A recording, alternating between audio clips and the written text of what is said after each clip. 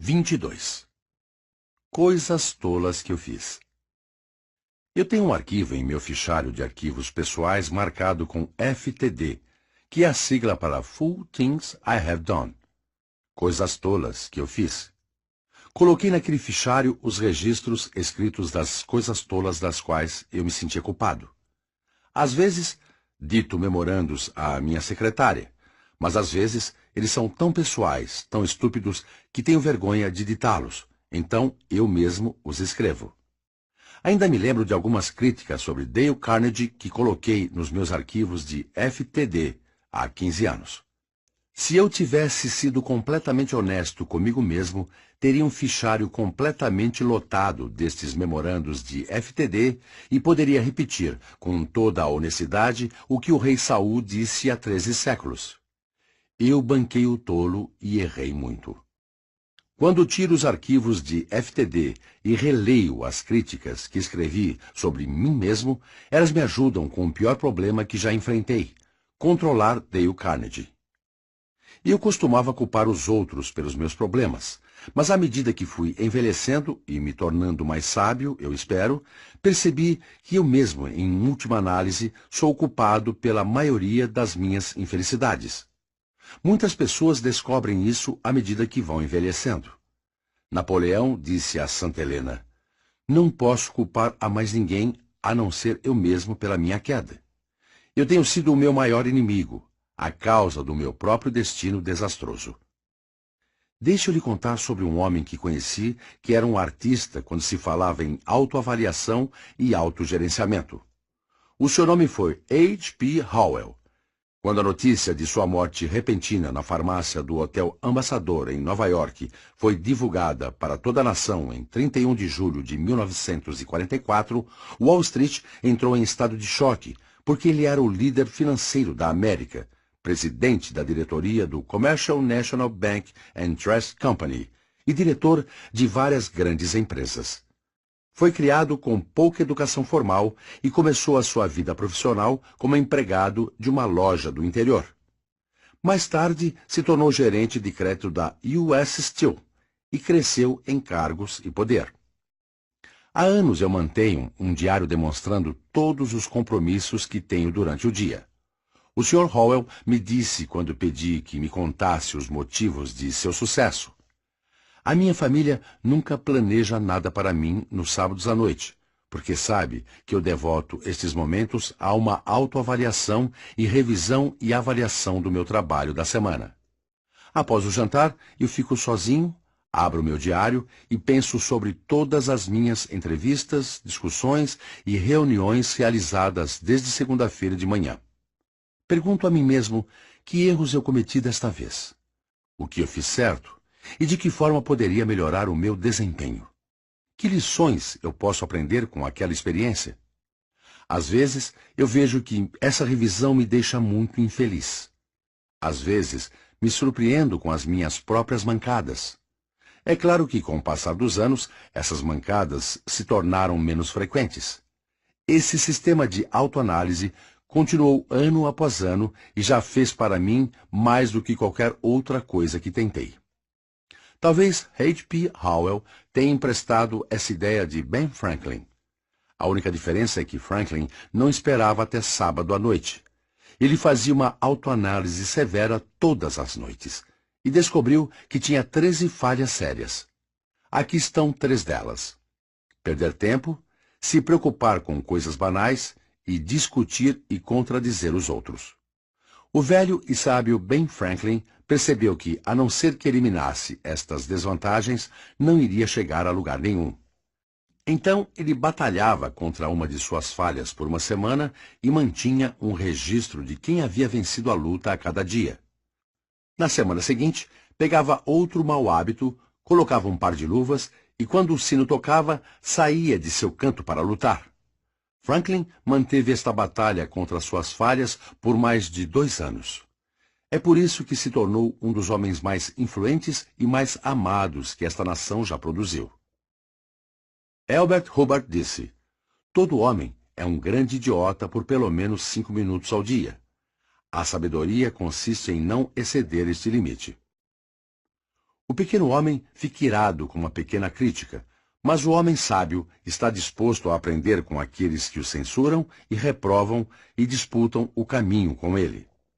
Walt Whitman expressou desta forma: você só aprendeu lições daqueles que te admiram, tiveram afeto por você e estiveram ao seu lado? Você não aprendeu grandes lições daqueles que te rejeitaram e que foram contra você ou disputaram o caminho com você? Ao invés de esperar que os nossos inimigos nos critiquem ou critiquem o nosso trabalho, vamos fazer isso antes deles. Vamos ser o nosso pior crítico. Vamos encontrar o remédio para todas as nossas fraquezas antes que os nossos inimigos tenham a chance de falar algo. Foi exatamente isso que Charles Darwin fez. De fato, ele passou 15 anos criticando... Bom, a história foi assim. Quando Darwin concluiu o manuscrito de seu livro imortal, A Origem das Espécies, percebeu que a publicação do seu conceito revolucionário da criação iria mexer com os mundos intelectuais e religiosos.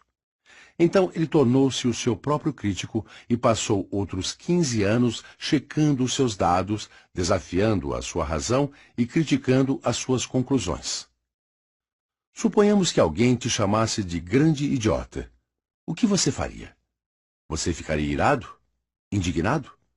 Aqui está o que Lincoln fez. Edward M. Stanton, o secretário de guerra de Lincoln, certa vez, chamou-o de grande idiota. Stanton ficou indignado porque Lincoln havia se intrometido nos seus assuntos. Para agradar um político egoísta, Lincoln havia assinado uma ordem transferindo certos regimentos. Stanton não apenas recusou-se a obedecer às ordens de Lincoln, mas chamou-o de um grande idiota por ter assinado tais ordens. O que aconteceu? Quando Lincoln ficou sabendo o que Stanton havia dito, respondeu calmamente: se Stanton disse que eu sou um grande idiota, então eu devo ser, porque quase sempre ele está certo. Vou analisar e verificar isso eu mesmo. Lincoln foi ver Stanton, que o convenceu de que a ordem estava errada, e Lincoln a retirou.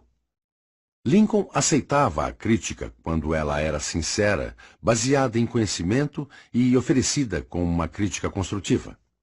Você e eu deveríamos aceitar este tipo de crítica também, porque não podemos estar certos mais do que 3/4 das vezes.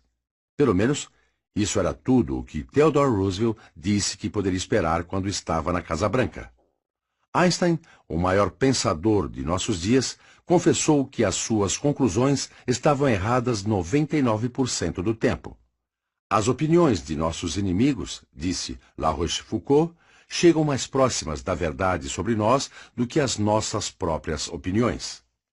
Eu sei que essa afirmação pode ser verdadeira muitas vezes, mas quando alguém começa a me criticar, se eu não cuidar, fico imediata e automaticamente na defensiva, antes até de ter a mínima ideia do que o meu crítico irá dizer.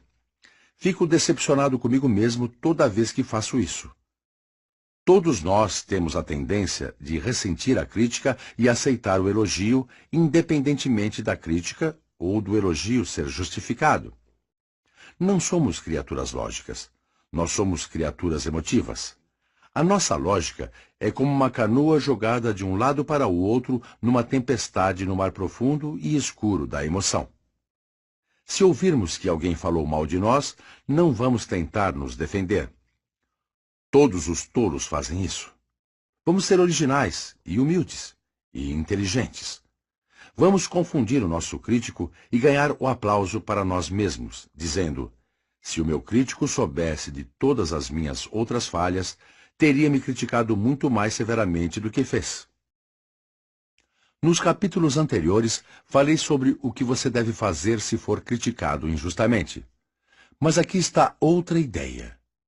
Quando a sua ira estiver aumentando porque você foi condenado injustamente, por que você não para e diz: só um minuto, estou longe de ser perfeito?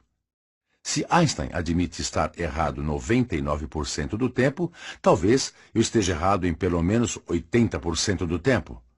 Talvez eu mereça esta crítica, então deveria estar agradecido por isso e tentar tirar algum proveito.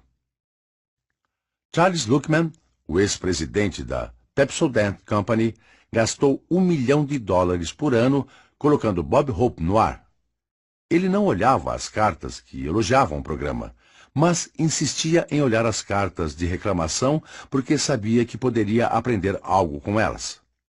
A Ford Company estava tão disposta a descobrir o que estava errado com a sua gestão de operações que fazia uma pesquisa entre os funcionários e os convidava a criticar a empresa. Eu conheço um ex-vendedor de sabonete que sempre pedia críticas. Quando começou a vender sabonetes para a Colgate, os pedidos eram poucos e ele estava preocupado de perder o emprego. Já que sabia que não havia nada de errado com o sabonete ou preço, achava que o problema devia ser ele mesmo. Quando não conseguia fazer uma venda, sempre dava uma volta no quarteirão tentando descobrir o que estava errado. Ele havia sido muito vago? Será que faltou entusiasmo? Às vezes, voltava ao comerciante e dizia: "Eu não voltei aqui para tentar lhe vender sabonete. Voltei para que me desse conselho e crítica. Você poderia me dizer o que eu fiz errado quando tentei vender sabonete há alguns minutos? Você tem muito mais experiência e mais sucesso do que eu. Gostaria de saber a sua opinião. Seja franco. Eu quero que você seja completamente honesto." Essa atitude fez com que ele fizesse muitos amigos e conseguisse conselhos inestimáveis. O que você acha que aconteceu com ele? Foi promovido a presidente da Colgate-Palmolive Pit Soap Company, um dos maiores fabricantes mundiais de sabonete. O seu nome é E. H. Little. Um grande homem é aquele que faz o que H. P. Howell, Ben Franklin e E. H. Little fizeram. E agora, enquanto ninguém está olhando, por que você não olha no espelho e pergunte a si mesmo se você pertence a essa empresa? Para que você não se preocupe sobre a crítica, aqui está a regra número 3. Vamos manter um registro das coisas tolas que nós fazemos e fazer uma autocrítica. Já que não podemos ser perfeitos, vamos fazer o que E. H. Little fez. Vamos pedir uma crítica sincera, construtiva e auxiliadora. Resumo da parte 6. Como não se preocupar com a crítica? Regra 1. A crítica injusta geralmente está disfarçada de elogio. Muitas vezes significa que as pessoas estão com ciúme e inveja de você. Lembre-se que ninguém deve chutar um cachorro morto. Regra 2. Faça o seu melhor e depois abra o seu velho guarda-chuva para que a chuva da crítica não escorra pescoço abaixo. Regra 3. Vamos manter um registro de todas as coisas tolas que já fizemos e vamos nos criticar. Já que não podemos ser perfeitos, vamos fazer o que E. H. Little fez. Vamos pedir uma crítica sincera, construtiva e auxiliadora.